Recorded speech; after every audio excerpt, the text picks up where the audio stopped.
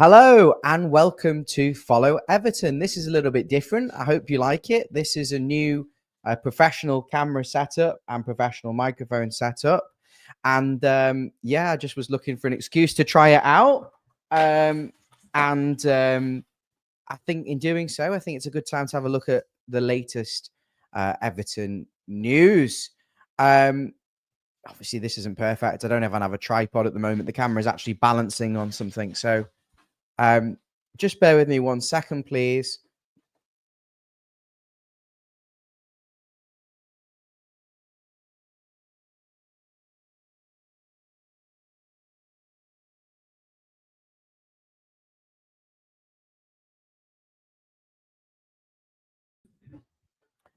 Okay, so we'll certainly refine the setup in due course.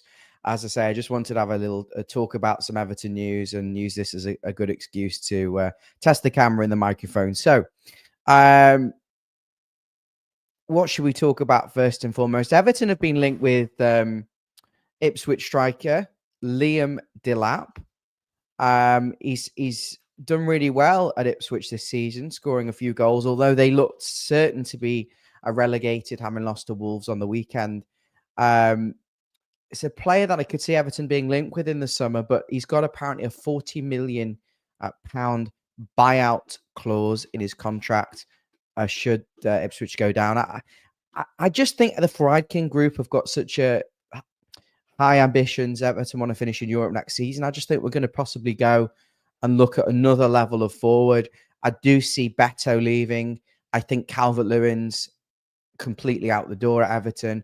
And although Brozier in his brief cameos has showed us some good quality, I can see Beto, Brozier returning to Chelsea and not coming back. I just don't see us paying 30 million for him.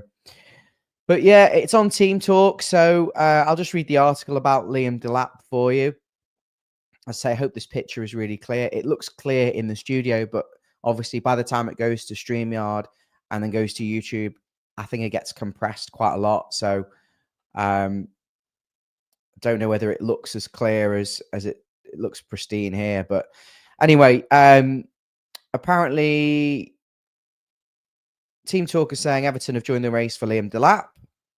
Calvert-Lewin's leaving on a free transfer, and there's question marks over Brozier. A new striker is priority for Everton, and Team Talk understands that they're looking at Delap as a potential option. It's a bit of a non-article, isn't it? Delap, 40 million release clause becomes active if Ipswich are relegated. Okay.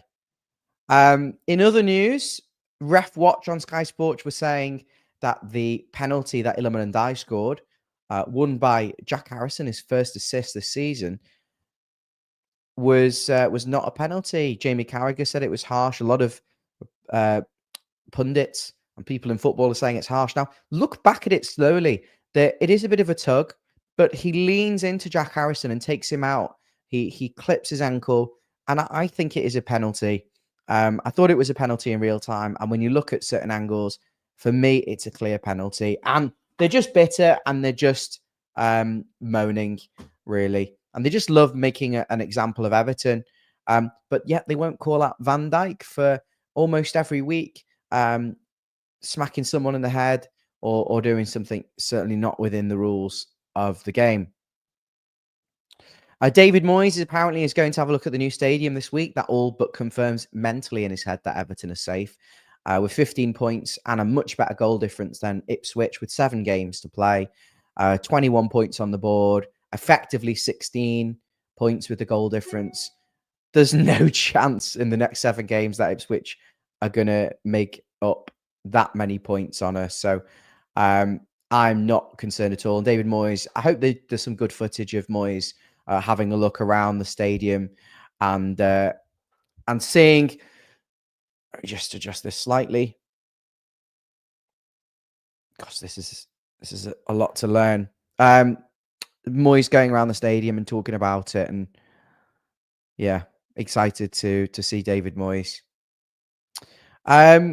So the good thing about this camera, from what I can see, is very clear focus. You can adjust the lights, so to let more or less light in. So it's going to be good in the evenings as well when we create a bit of an ambient when we're doing some of the streams. And although I've got, I know I can do a backdrop. Like I'll show you now. I've been doing this a lot recently. So putting, oh, that might need a bit of work, but there's the Bramley Moor, Goodison, sorry. There's Bramley Moor. I wonder why my head is. Why is my head cut off? Oh, that's because I'm in the cinematic mode. So when I change it out of cinematic mode, I'll be at the bottom. But yeah, weather presenter, and here I am in Sandhills. So yeah, I can still do that. But what I like about this camera is just to keep you can keep it quite natural. I think I do like the natural look when it comes to video. As long as the things in the background are blurred. And what I like about this, everything in the front stays in focus. As you can see my hand. And then, yeah, it's just got that really nice depth of field. You can see Lily, the cat in the background, sleeping in one of the baby's toys.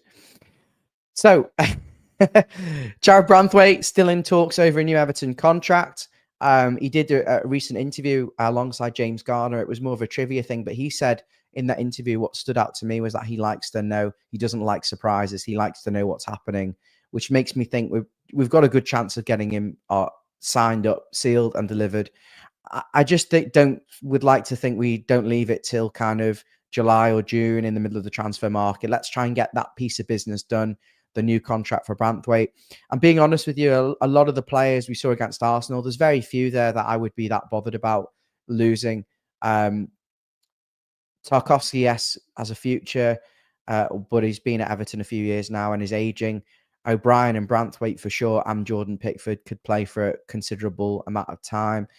But aside from Illiman and Dye in the midfield, I'm not particularly fussed for any of them. Doucouré, not so bothered for. Even McNeil, to be honest, you've seen his limitations. So, although he's been out, certainly wouldn't have Jack Harrison or Jesper Lindstrom next season. There's massive amounts of work to be done. And in all honesty, I think it'll come down to prioritising.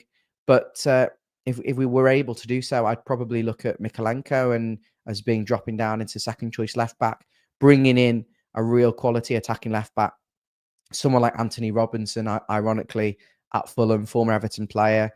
I think that's the sort of player we could get as well. In all honesty, I don't think we could get someone like the Nottingham Forest left back or the Bournemouth left back, even though arguably we're a bigger club than Bournemouth. I just don't see that happening unless we're paying massive wages and massive transfer fees. But again, Patterson as well, though he played at left back against Arsenal. I just don't think he's got a future at Everton long term. So yeah, is there anything in the comments anyone wants to talk about? It's good to see Everton almost fully fit with players. You know, that's really refreshing because it's been so long since we've had lots of players available. We've been injury ravaged all season, so it's nice to just have a couple of injuries. But it is Jesper Lindstrom and Calvert-Lewin are the two that are not available, and Mykolenko. We don't know how serious that was. I wasn't expecting him to play with the derby, so I wonder whether he had an injection to play in the derby, and then they've just kind of given him a break now because the Arsenal game arguably wasn't as big. The thing that's frustrating me, we've only got 3 games left. Everton haven't made the biggest thing about being the final 3 games. I think we want to see more from it. A lot has fallen on the 1878. What more can Everton do? A lot of people talking about removing their seats at the end of the season. I don't know whether that's going to be possible. I think Everton should just be transparent with what we can take. I'd rather pay for the seat than get into trouble for taking it. But if they're using it for the Everton women, then obviously that can't happen. So a little bit more transparency. Rumours again today of the final game of the season being on the Monday night or the Tuesday night. I can't see that happening. And Paul McCartney apparently doing a concert at Goodison was the latest rumour. So some interesting things going on. Peter Duggan in the comments saying we should go and sign Theo Hernandez at left back. I can't see that happening. Why don't we go all out and sign the PSG left back, who's absolutely unbelievable? Would only take you the best part of 100 million. Okay, guys, I hope you like the camera and the mic. I hope the setup works for you. I'm just experimenting with things and yeah, want an excuse for a video. So we'll see you all very soon. Thanks for watching.